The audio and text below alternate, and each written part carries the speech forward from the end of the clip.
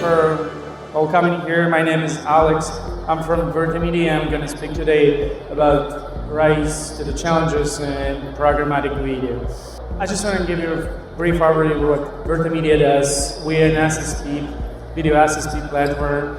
We work with the publisher side mostly, so we have created an ad server, and another part of our business is ad exchange. So we actually build it in our tag management system, so we allow people who own and operate inventory and have traffic sources to manage their ad spots and monetize on video through vast VPAID, open R2B protocols. So that's what we do, and I just want to give you a few words on the market landscape when we work. As you can see, market is rapidly shifting from traditional traffic sources like display to video, and traditional advertising budgets are being reprioritized to fund digital video very quickly, and like half of the buyers shifting budget to digital video and relocating from TV. And that's very interesting. As you can see on UK programmatic digital video ad spending, in 2018, desktop spent less than mobile, so desktop budgets on video will move to mobile video. Another graph is about video ad spending in the US, and as you can see, from 2016 till 2009, it will be like 50% more. According to marketing, by 2017, 74% of all online traffic will be video watchers, which is very interesting. So they would require to show video ads for them as well. So my next slide is about how our CPMs are moving towards comparing with display. So as you can see, this is the dynamic for, so yellow is the Q1 of current year, and blue is the Q1 for the last year. And what you see down below is the display CPMs. So if we would take, for example, like some SSP on a display, usually if you're a publisher, you just get like $1.26 on average. This is all according to a marketer. If you go like to regular social traffic, you just get like $5 CPM. But the top part is about video, and as you can see, the top high paying CPMs are on the video right now. I would say that display CPMs are not growing so fast as the video CPMs. Now my next slide is about how actually money are distributed in this particular market. So as you can see, publisher gets just 40%, and the rest are being taken by different services. So like value-added services takes 25%. So by saying value-added services, I mean different scoring system, big data solution, DME platforms, and then agencies, demand-side platform, exchanges, take the rest of it. So despite the fact that CPMs are growing, publishers still gets like 40% of this.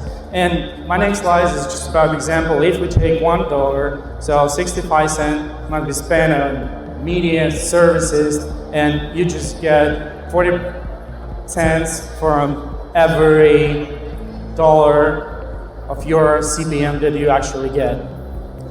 How you can build the most effective buying selling process in this case? You can consider like 60% of CPMs lost, but you still can focus on increasing fill rate. So this can give you additional revenue. This you can achieve by using real automation, and you should focus on monetizing every ad call that you send to a demand partner. This is actually what happens in media buying now. So if you take like common situation, demand partners they prefer guaranteed campaigns when traffic source is actually known by the floor price, by the number of impressions that they're going to send to you, and usually SSP system puts it on the top. But and this usually also made by PMPs, which stands for private marketplaces, but still not guaranteed tag-based demand still holds like 80% of the digital video market. And you can see how on the UK example from 2014 to 2017, how this shifting and programmatic ad spends increasing, but it's still a lot of tech-based campaigns. So this is being managed by vast VPAID tags, and for that reason, we're still doing waterfall. I'm going to talk about waterfall right now. So the waterfall is actually a common way or every SSP how to match your supply and demand together. This example shows how actually human, which we call AdOps, building waterfall. Like common logic is to put guaranteed campaigns on the top with high paying tags, and then put lower and lower paying tags down below. So when it starts to work, inventory source comes to a waterfall being checked by floor prices, and if it matches, so demand price is higher than the floor price, then it like match together and the deal is being served. Most like top problem for this kind of waterfalls is a fill rate, because if you put a floor price for $10 tag on the inventory source, there could be just, I don't know, like 30% of required number of impressions to fulfill your needs on this floor price. Well, this may sound complicated, but it's very easy when we take a real example, which I will describe a little bit later. So I would list here what kind of problems do we face using common scenario waterfalls, which like 95% of current SSP currently implemented inside their system. So first of all, it's latency. Because like if your waterfall built from, 5, 10 inventory sources and plus, 20 demand sources to match this, it usually takes like 15, 20 seconds. So you go to any website and there's the ad spot with video player, and you see like it downloading any video. So this is because in this particular time, all this waterfall logic trying to find an opportunity to show you pre-roll. So usually they put a limit like at 20 seconds on 15 seconds because user eventually have to see something on the page. So more smart system, they start video and then they upload some pre-rolled after 20 seconds. So they put it in the middle of something, which is not good. So you're like starting watching some entertainment video and then it interrupts and you see like advertisement in front of you. Such a manual logic of course can result in a human error, because sometimes we face this a lot of times when people put in the waterfall ads that whether broken with flash container or from the uncompatible player, and this all totally hangs and we can see anything. And of course, to manage all these numerous demand and supply sources, you have to have a number of people that actually have to manage this. In retrospective analysis, it's an issue because people have to search for the problem, analyze it, and fix it when it occurs. And I think one of the top problems is inability to focus on each domain source, because like one publisher could have 100 domains. And if you want to build your matching of demand sources on each domain, it could take, like hours to build all this logic to serve it properly. So we face these issues every day, and we come up with a solution which we call VertaMedia Intelli, which actually solves this. This is a system that uses big data. It uses data from numerous campaigns running in the system, taking into account latency, fill rates, and building automatically each waterfall on the domain level.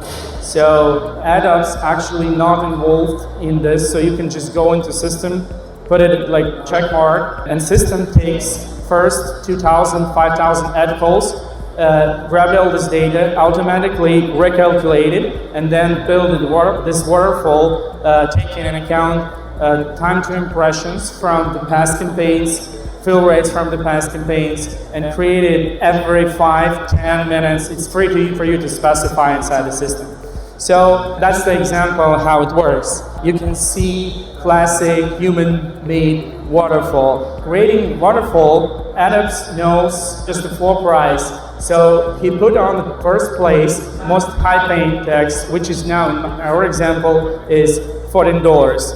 What we call CPMs, this is actually like a demand source. So CPMs, it could be company like Videology, MediaMass, Google, edX. So that's their inventory source. And then he puts like $12 stack, $10 stack, 9, 8, and down below.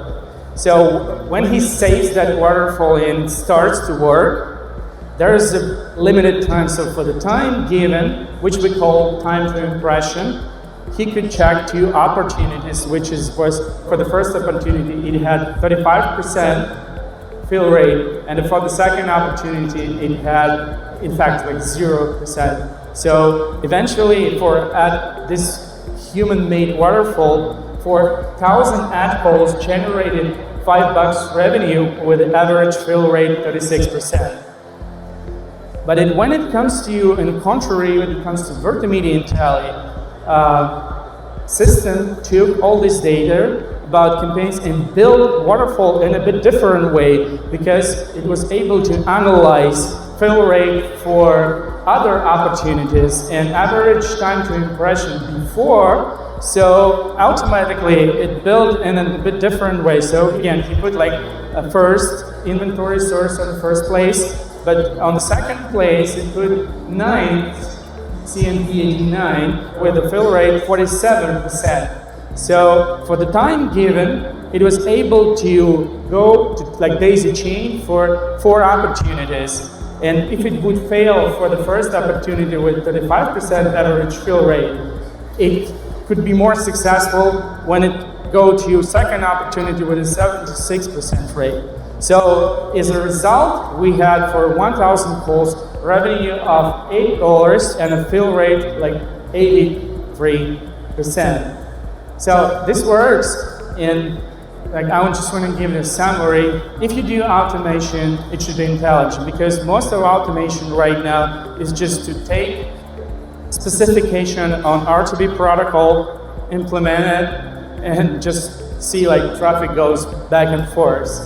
We do it in a bit different way. Automation, smart automation, of course, solves latency, tax errors, and decrease the number of spoiled opportunities. At this specific solution, we also could build automated waterfalls for thousands of domains at no time. So it actually won't require to increase number of your ad ops. So you can just have, I don't know, like 2-3 people to manage 50,000 of domains very easily. I think the most important thing is that you have all of this big data and really use it, because a lot of people just speak about big data, but not actually using it, never ever. So that's what to think about, and work smarter and automate your waterfalls. Thank you.